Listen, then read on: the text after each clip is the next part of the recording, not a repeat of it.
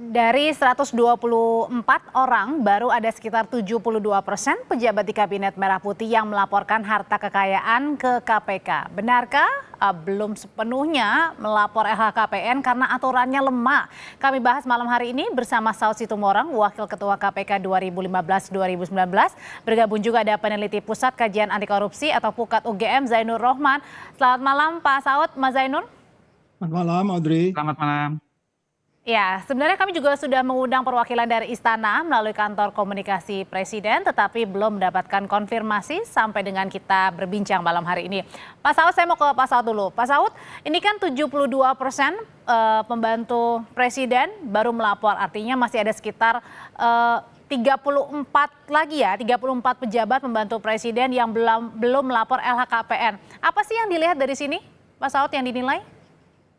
Ya, yang pertama yang harus dipahami itu kan ketika Indonesia menandatangani Piagam PBB anti korupsi, di situ jelas poin-poinnya dan itu international standard dan itu sangat diwajibkan, artinya obligation gitu ya. Setiap pejabat di situ disebutkan di dalam piagam itu bahwa Anda harus transparan dan setiap penyelenggara negara Anda harus menjelaskan apa yang disebut sebagai good corporate governance. Jadi kalau kemudian ada sekelompok orang yang masuk di dalam jajaran kementerian ini nggak paham standar-standar itu, sebaiknya dia jangan jadi pejabat pemerintah, dia jadi swasta aja, swasta yang kalau belakangan jadi pegawai pemerintah juga harusnya melaporkan. Jadi itu standar. Dalam hal KPK tidak ada katakanlah tidak ada unsur penekan ataupun tidak ada sanksi pidananya, tapi ini adalah nilai transparan. Audrey, kamu lihat itu ya laporannya OCCRP itu laporan terakhir itu mereka menekankan tentang poin transparan itu. Jadi nanti kalau dibilang pemerintahan ini juga dikritik sama OCCRP nanti marah lagi. Karena itu udah standar internasional. Jadi Anda kalau penyelenggara negara, either itu nggak ada sanksi pidananya, tapi itu etika. Bahwa yang namanya good governance, terus Anda harus transparan, menjelaskan itu ke publik. Itu Audrey. Komitmen begitu ya. Nah kalau gitu komitmen ini apakah yang dilihatnya dari Mas Zainur sendiri? Karena tadi lemahnya KPK tidak bisa menindak kalau kalau pejabat ini tidak melaporkan LHKPN ya Mas Zainur? Ya, itu memang menunjukkan lemahnya komitmen para pembantu presiden ya. Tetapi kan sebenarnya sanksi bisa diberikan oleh presiden. Kalau KPK memberikan sanksi administrasi tidak bisa. Tetapi menurut saya presiden bisa mengingatkan, memerintahkan bagi yang belum lapor wajib segera lapor. Bagi yang gagal untuk lapor sesuai dengan tenggat waktu, pilihannya adalah silakan tinggalkan jabatan saudara. Menurut saya harus tegas, itu menunjukkan komitmen presiden.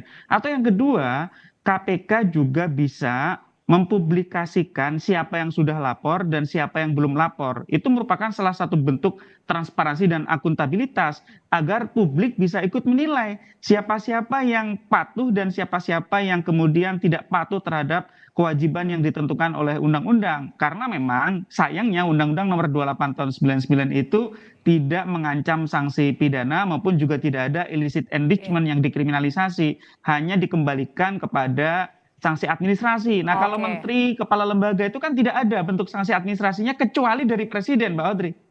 Nah, tapi kalau misalnya Pak Saud sendiri ngelihatnya sebenarnya apa sih yang menyebabkan seorang pejabat negara, terutama misalnya menteri, wakilnya, kepala dan staf khusus ini tidak mau melapor? Ya banyak ya, akan ada justifikasi. Kita dulu pernah bahkan mendatangi DPR ya, pimpinan KPK datang ke sana, stafnya datang juga kalau memang dia ada masalah di dalam katakanlah mengisi LHKPN. Karena di sana ada banyak hal-hal yang detail yang kompleks. Sampai kalau Adri punya akun nomor sekian, jumlahnya sekian, fotokopi itu buku tabungannya dan seterusnya dan seterusnya. Tapi itu kan hal-hal yang simpel yang bisa dikerjakan oleh kita semua gitu ya. Artinya katakanlah itu kompleks, dia harus melaporkan apapun bentuk, entah dia itu punya dimanapun asetnya, itu sesuatu yang bisa diisi. Jadi tidak ada alasan kesulitan sehingga orang bertanya-tanya, oh ini mungkin karena ya itu tadi abai, menganggap ini formalitas.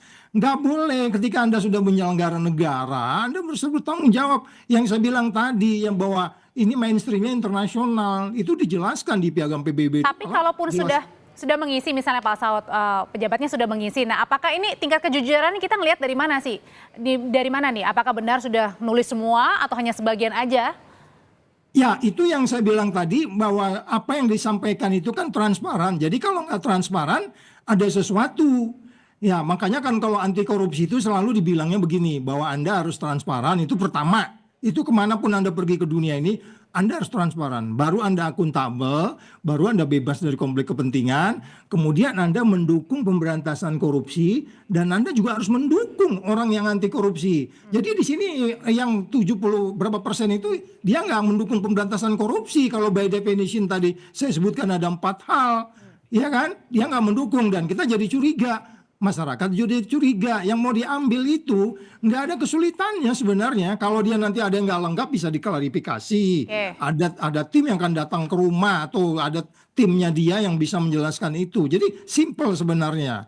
Tapi dia menjadi kompleks ketika orang tidak mau menunjukkan, nih loh saya punya ini. Nanti kan dia 31 Maret tahun depan dia harus melaporkan itu lagi kan, ketentuannya tuh per tahun dia harus melapor. Nah itu kan jadi tumpang tindih tuh. Jadi kesulitannya menjadi lebih banyak nanti kalau numpuk dan seterusnya.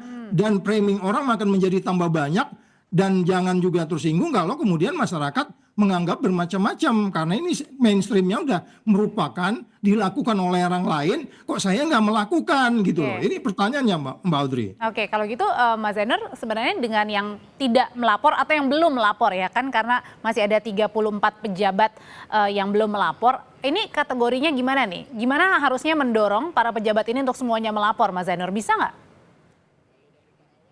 Ya, memang kepatuhan itu menunjukkan komitmen anti korupsi. Yang belum lapor menurut saya harus disanksi oleh Presiden Prabowo dan oleh KPK melalui pengumuman kepada publik. Nah, kita juga tidak boleh sekadar kemudian mengapresiasi kalau sudah lapor. Bagaimana isi laporannya? Apakah akurat? Apakah real? Sudah benar melaporkan semua hartanya? Nah, menurut saya ini pekerjaan Mbak Audrey bagi KPK. Setelah menerima laporan, maka harus dilakukan pemeriksaan terhadap laporan tersebut. Oh, KPK harus memeriksa memang, Mas Zainur? Ya, KPK boleh melakukan pendalaman terhadap isi laporannya. Meskipun ini adalah self assessment, tapi kan KPK boleh saja melakukan pemeriksaan begitu ya. Kalau misalnya ada banyak sekali harta-harta yang belum dilaporkan, itu bisa menjadi salah satu indikasi bahwa ada sesuatu yang disembunyikan oleh para penyelenggara negara ini. Jadi ini menurut saya dua PR bagi KPK maupun bagi pemerintah, bagi presiden. Yang pertama adalah semua wajib lapor, masih ada 34 yang masih ngeyel belum lapor. Yang kedua, isi laporannya harus benar. Nah, isi laporan yang tidak benar itu kan ada 2 kemungkinan, Mbak Audrey. Yang pertama karena mungkin tidak tahu, ada kesalahan, ada kelalaian. Kalau kata Pak Saud, itu bisa dibantu secara teknis administratif oleh petugas KPK. Misalnya bagaimana cara mengisi, bagaimana cara kemudian membuat bukti-bukti pendukung secara administratif. Atau yang kedua, bukan soal kelalaian, tapi memang sengaja menyembunyikan hartanya. Karena misalnya harta gitu ya? tersebut diperoleh dari sumber-sumber yang tidak sah. Jadi memang ada yang disembunyikan. Kalau kita lihat kasus Rafael Alun misalnya, yang dilaporkan 50 miliar, tetapi diduga itu mungkin bisa sekian kali lipatnya. Bahkan pejabat-pejabat lain yang terdahulu juga mungkin bisa puluhan kali lipat dari yang dilaporkan. Itu Mbak Audrey. Pak Saud, dengan pelaporan LHKPN ini bisa mencerminkan juga nggak sih, dilihat nggak kalau misalnya dengan orang yang melaporkan LHKPN, otomatis mereka juga mendukung upaya pemberantasan korupsi? Oh, belum tentu. Belum tentu. Itu kan hanya instrumen aja.